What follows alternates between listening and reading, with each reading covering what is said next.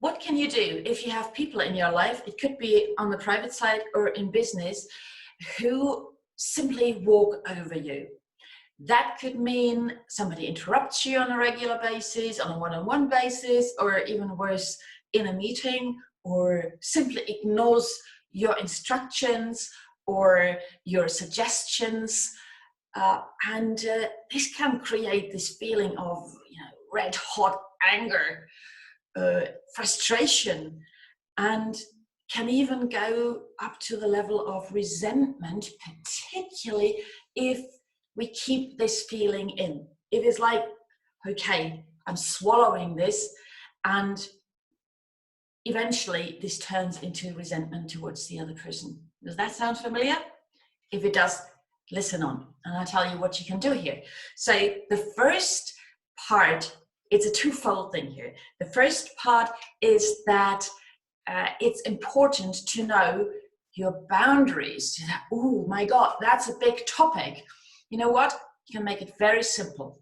But when it goes about, or when it's about the work environment, for example, the communication in the work environment, make it as precise as possible. Just take a piece of paper like this, write on one side, okay, not okay, and write up. Oops. Follow my hand here on camera, and write up what is okay for you and what isn't, for example, in this communication. So you get the clarity, because if you don't know your own boundaries, you can't really set one. So that is important. Now, question is how to set the boundary, right? Because if we're frustrated in this very moment or angry, more often than not, we might overreact. It's like, don't interrupt me all the time. And this is probably not very helpful for the communication, for the conversation to continue. So if we're letting it out like this, it doesn't quite work. So it's still important to express what we feel in a constructive way, though. And there is a little tool that I call the truth speaking, and it has 3 steps. I show it to you now. If you want to take a piece of paper or stop the video and write this down, these are the 3 steps. I'm going through those now and explain what they really mean. So let's assume somebody has interrupted you rudely. So I suggest to have this truth speaking, particularly in the beginning, on a one-on-one basis. Results tend to be better, and you can practice. So get this person in a room, in a situation where you can talk. And step number 1 was fact. You've interrupted me in this meeting, whatever, once, twice, 3 times, 4 times, or name a specific situation.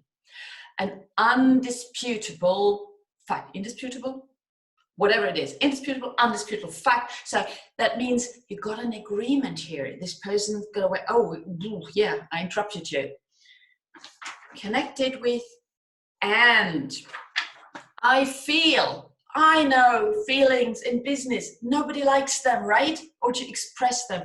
However, it's important because it's then not an accusation, it's something happened. I feel that and that way about it. I'm really feeling angry about it.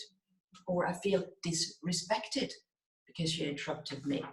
Connected with and the 3rd step, there's 2 different ways you can say, I expect you to not interrupt me, because before you have on your list, it's, oops, here it is, not okay to be interrupted all the time, right? So you are clear about this boundary. So you know you're clear about your expectation.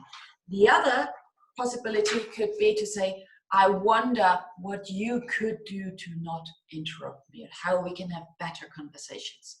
So, truth speaking, 3 steps, test it out. It's a very powerful tool. It takes a bit of practice and it will bring you in a completely different space, and you set your boundary in a good way. Good luck with that, and let me know how it goes.